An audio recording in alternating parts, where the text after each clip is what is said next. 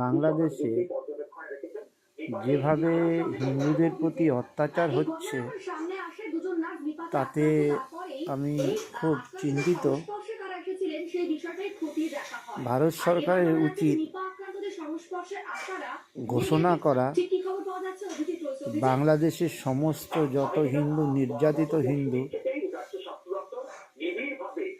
ভারতের নাগরিক। বাংলাদেশ, পাকিস্তান এবং পৃথিবীর যত হিন্দু আছে সবাই ভারতীয় নাগরিক বলে ঘোষণা করা উচিত। তাহলে বাংলাদেশে যারা অত্যাচারিত তারা এই দেশে আসার একটা সুযোগ পাবে, যে আমরা বিদেশে বাংলাদেশে থেকেও আমরা ভারতের নাগরিক। এই দেশের হিন্দুরা তো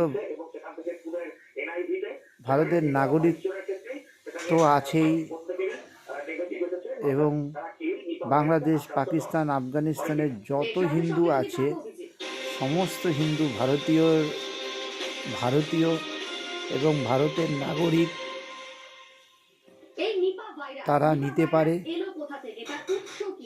তাই ভারত সরকারের উচিত বাংলাদেশের সমস্ত হিন্দু ভারতে নিয়ে আসা হোক, আর এই দেশের মুসলিম যারা বাংলাদেশে যেতে চায় তাদেরকে পাঠানো হোক।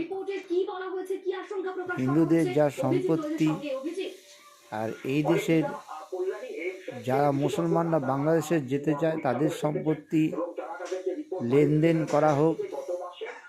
ব্যাস এইটুকুই বলার আছে। তাহলেই বাংলাদেশের হিন্দুরা এই দেশে এসে ভালোভাবে এবং সম্মানজনকভাবে বাঁচতে পারবে।